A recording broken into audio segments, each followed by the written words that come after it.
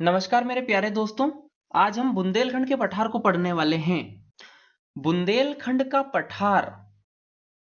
बुंदेलखंड का पठार सबसे पहले क्या माइंड में आया आपका? लोकेशन कहाँ है? देख लीजिए, मैं एमपी का मैप आपको दिखा रहा हूं। इसमें हमें जो मध्य भारत के पठार के पूर्व में ये जो क्षेत्र दिखाई दे रहा है, ये बुंदेलखंड पठार है। अब इसमें से कुछ तो यूपी में है और कुछ हमारे मध्य प्रदेश में है। मध्य प्रदेश में ये जो क्षेत्र हैं, इनके हम यदि जिले देखते हैं तो आते हैं इसमें दतिया आ जाएगा, गुना का पूर्वी क्षेत्र आ जाएगा, यहाँ पर निवाड़ी, टीकमगढ़, छतरपुर, पन्ना, है ना, नीचे सागर, ये थोड़ा मैप यहाँ तक आएगा, यहाँ पे सागर, दमोह, ये सब बुंदेलखंड वाला क्षेत्र है। तो ये मैप आपको माइंड में रख कर चलना है। अब इनकी अन्य क्या क्या विशेषताएं हैं वो हम देखेंगे। यह प्रश्न आपको 7 नंबर में देखने को मिलेगा, मेरा ऐसा अनुमान है। पुराने प्रश्न मैंने देखे हैं, एक भूभाग कोई 7 नंबर में, यानी लघु उत्तरीय प्रश्न इसमें बनता है। बड़ा बन जाए तो भी आप विस्तार कर लोगे, मुझे ऐसी उम्मीद है। इतना कंटेंट मैं आपको बताने वाला हूँ। मित्रों, किसी भी प्रदेश को पढ़ने से पहले हमें वही जो हेड होते हैं, जिन्हें हम कहते हैं ना आधार, वो माइंड में लेकर चलना है। पहले हम अवस्थिति बताएंगे, उसका निर्माण कैसे हुआ, वहाँ पर कृषि, मिट्टी कैसी पाई जाती है, कृषि कौन सी की जाती है ना, वन कैसे हैं, फसलें कौन सी हैं, ये सब हम आइडिया रखेंगे मन में, तो बहुत आसान हो जाएगा हमारे लिए बताना। चलिए, अब बुंदेलखंड का आपने लोकेशन देख ली। अब यहाँ के हम टू द पॉइंट चर्चा कर लेते हैं कि कौन क्या क्या यहाँ विशेषताएं पाई जाती है। तो मित्रों, बुंदेलखंड का पठार, सबसे पहले हम अवस्थिति यदि बताएं कि कहाँ स्थित है, तो हम इसे कह सकते हैं कि मध्य भारत के पूर्व में है, मैंने मैप में आपको दिखा दिया है, और रीवा पन्ना पठार के उत्तर पश्चिम में स्थित है। आप तो ऐसे बता सकते हो, या ऐसे बता सकते हो कि मध्य प्रदेश का जो सागर संभाग है ना, मुरैना संभाग का और ग्वालियर संभाग का जो कुछ ही क्षेत्र है ना, यहाँ पर जिलों के नाम से भी आप परिचय दे सकते हो। ठीक है मित्रों। अक्षांश देशांतर से आप परिचय देना चाहो तो क्या लिखोगे? 24:06 से 24:06 से 24:06 से 26:22 उत्तरी अक्षांश में है, और 77:51 से 80:20 पूर्वी देशांतर के मध्य है। आवश्यक नहीं है अक्षांश देशांतर याद रखना, ये मैं आपको साथ बता रहा हूँ, आप लोड लेने लग जाओ और याद रखो, इतना जरूरी नहीं है। आप क्षेत्र बता सकते हो कि ऐसा ऐसा है। ठीक है मित्रों, चलिए आगे बढ़ते हैं। क्षेत्रफल की यदि हम बात करें तो यह मध्य प्रदेश का कुल 7.7% है। 7.7, ये याद रखना जरूरी है। इससे पहले हमने मध्य भारत का पठार पढ़ा था, तो उसमें 10.7% था, यानी मध्य भारत के पठार से कुछ छोटा है। कौन कौन से जिले आते हैं, चलो देखते हैं। दतिया, सागर, अशोकनगर, टीकमगढ़, है ना, और निवाड़ी, छतरपुर, पन्ना। यहाँ मैंने बोला था गुना का पूर्वी क्षेत्र आता है ना, गुना का नहीं आएगा, गुना का ना मालवा और मध्य भारत में आएगा। तो माफ़ करें, मैं अशोकनगर थे ना, पहले गुना और अशोकनगर एक ही हुआ करता था, तो ये इसमें अशोकनगर आएगा। ठीक है मित्रों, बुंदेलखंड के पठार में। आगे बढ़ते हैं। जलवायु की यदि हम बात करें बुंदेलखंड की, तो यहाँ भी विषम जलवायु पाई जाती है, जैसे मध्य भारत की तरह। गर्मी में यहाँ गर्मी बहुत पड़ेगी और शीत ऋतु में ठंड बहुत पड़ेगी। क्यों? क्योंकि ये उत्तर प्रदेश से लगा हुआ है, तो उत्तर से आने वाली हवाएं भी पहले पहुंचेगी, इसलिए ठंड ज़्यादा पड़ जाएगी, है ना। और गर्मी इसलिए अधिक है क्योंकि कर्क रेखा तो पास में ही सही। तो मध्य प्रदेश में पूरे में ही गर्मी अच्छी खासी पड़ती है, पर बुंदेलखंड में विशेष रूप से अधिक गर्मी है, क्योंकि यहाँ पर वर्षा भी कम होती है कुछ, इसलिए, और वन भी कम है, इसलिए गर्मी बहुत ज़्यादा पड़ती है। वर्षा की हम बात करें तो यहाँ 75 से 100 सेंटीमीटर वर्षा होती है, ये याद रखना आप। मध्य प्रदेश की औसत वर्षा 112 सेंटीमीटर से कम है यहाँ पर वर्षा।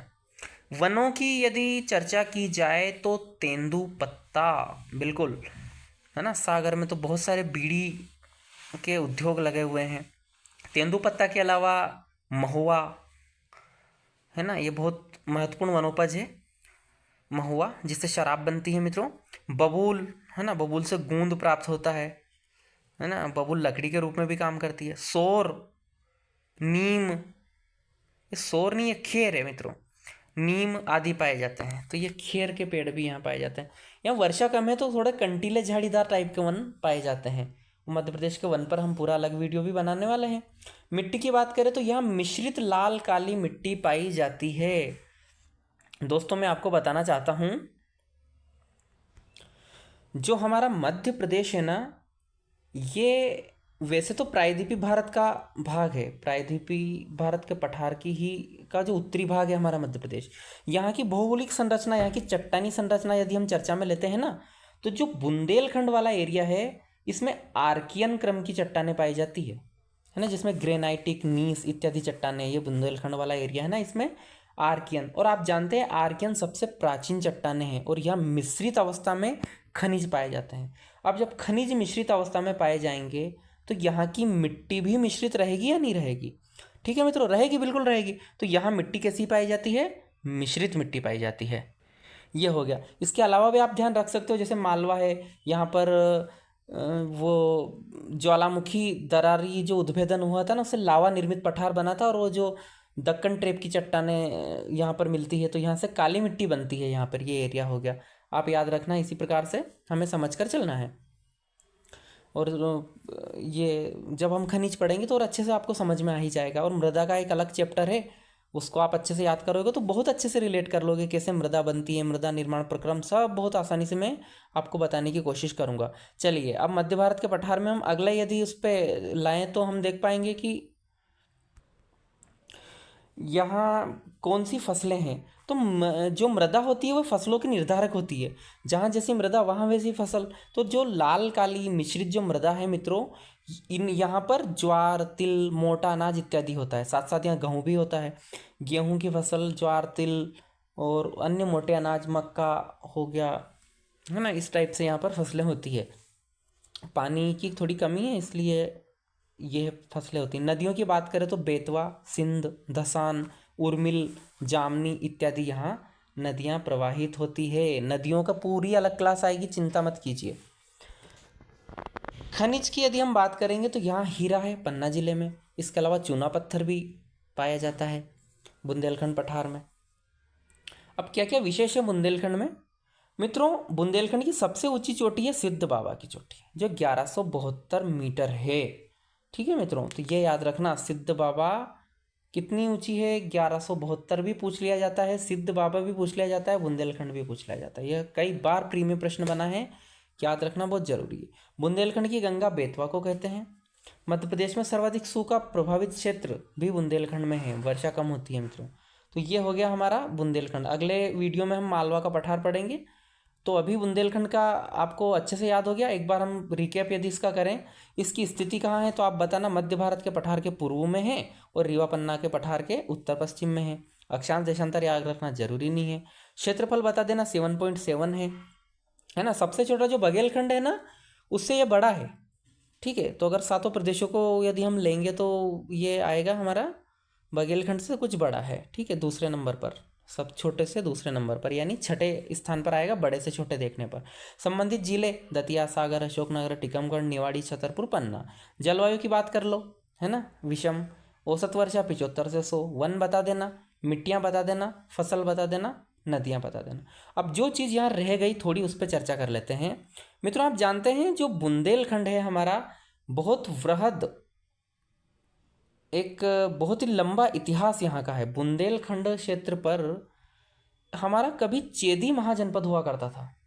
ऐतिहासिक संदर्भ जब हम लेते हैं ना, कभी हमारा चेदी महाजनपद हुआ करता था यहाँ पर, जो 2 महाजनपद में।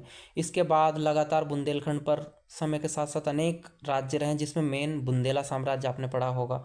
चंदेल वंश इस क्षेत्र पर शासन कर रहा था, जहाँ की कला संस्कृति पूरे विश्व में एक अमिट छाप छोड़ कर गई है। मंदिरों की जो स्थापत्य निर्माण कला है वो मध्य प्रदेश का प्रतिनिधित्व संपूर्ण विश्व में करती है। क्या गजब की कलाकारी थी, है ना। तो खजुराहो के मंदिर हमारे विश्व जो धरोहर स्थल में भी शामिल है ना। आप बताना मुझे कि कब शामिल किया गया, कमेंट करके।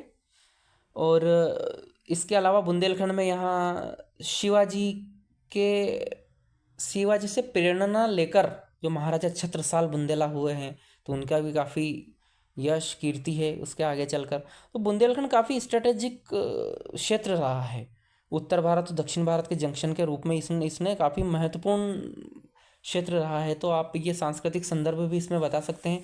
बुंदेली भाषा, बुंदेली लोकगीत, यहाँ का राई जो नृत्य होता है वो मध्य प्रदेश का नृत्य है। है ना। यहाँ लिखा जो चीज़ नहीं है ना उनको भी हमें याद करना है, अलग अलग अध्याय जो हमने अध्ययन किया ना उनको भी यहाँ जोड़ दो, आपका आंसर अलग हो जाएगा। 7 में से 5 नंबर जो इसमें लिखा है उतना लिखने से आएगा, पर आपको 6 लाना हो, 6.5 तक जाना है। मैंने तो ये तक सुना है कि 7 में से 7 भी दे देते हैं अगर आप सारे डायमेंशन अच्छे से लिखते हो। वहाँ की संस्कृति बताओ, वहाँ का इतिहास बताओ, वहाँ वर्तमान संदर्भ बताओ, है ना। क्या क्या पर्यटन में क्या क्या उनका योगदान, पर्यटन स्थल बता दो वहाँ के क्या क्या है बुंदेलखंड में, है ना। ओरछा श्री राम राजा दरबार वहाँ बन रहा है, मेहर शारदा माता मंदिर, हालांकि वो सतना तरफ चला जाएगा थोड़ा, रीवा पन्ना पठार में, फिर भी बता सकते हो। सागर का एरिया बता दो, यहाँ की नदियाँ, योजना, मतलब आप व्यापक, जब आप माइंड को ओपन करोगे ना तब आपका सिलेक्शन होगा, तब आपका मेंस बहुत अच्छा जाएगा। ये यहाँ एक सांकेतिक रूप से हम पढ़ा रहे हैं, एटलीस्ट इससे आपके माइंड में खाके बन रहे हैं कैसे किसी प्रदेश को पढ़ना है, क्या क्या चीज़ें बतानी है। साथ में मुझे जो आप सुन रहे हो ना, इनको आप एक एक चीज़ को रिलेट करोगे खुद के ज्ञान से। आपने जो पढ़े हैं ना, लोकगीत, लोक संगीत, चित्रकला, जो भी बुंदेलखंड की पढ़ी आप बता दो एक लाइन में नीचे। जरूरी थोड़ी है मैं कंटेंट में लिख के लाऊंगा आपके लिए, ये अप्रोच आपको रखना है। चलिए, आपसे मैं उम्मीद करता हूँ कि आप इसी प्रकार रिलेट करके पढ़ते रहेंगे मेरी क्लासेस को, और आप इसी तरह सराहते रहेंगे। और वीडियो को शेयर कर दीजिए, चैनल को सब्सक्राइब करना ना भूलें, क्योंकि बहुत कुछ मिलने वाला है अभी आगे। आप इस बात को जान लो, आंसर राइटिंग से रिलेटेड जो हमारी क्लासेस चलेगी काफ़ी लाभदायक होने वाली, तो आप जुड़ जाओ प्लेलिस्ट में, इसको सेव कर लो आपका उसमें, जो क्या कहाँ करते हो जैसे, और जुड़े रहिए। अलग अलग मेरी पूरी टीम है, अभी व्यस्तताओं के कारण हम सब लोग जॉब में हैं मित्रों, हम आपको बता दें सरकारी जॉब में हैं हम सब, जितने भी टीचर्स हैं हम, मेरी पूरी टीम है। चैनल भले मेरे अकेले हम कहाँ क्या है, लेकिन ये आपको बता रहा हूँ कि बहुत अच्छा कंटेंट आपको मिलने वाला है। आप विश्वास कीजिए, बने रहिए, चैनल को सब्सक्राइब कर लीजिए, शेयर कर दीजिए। मैं इतना बहुत कम बोलता हूँ, और आपको वीडियो अगर पसंद नहीं आ रहा हो तो डिसलाइक कर दीजिए, चैनल को अनसब्सक्राइब कर दीजिए, मैं ये भी आपको बोल रहा हूँ साथ साथ। चलिए, इन्हीं वचनों के साथ आप मुझे अनुमति दीजिए, अगले वीडियो में मिलने वाला है दोस्तों। आप अपना ख्याल रखिए और अच्छे से पढ़ाई करते रहिए। Okay, bye bye.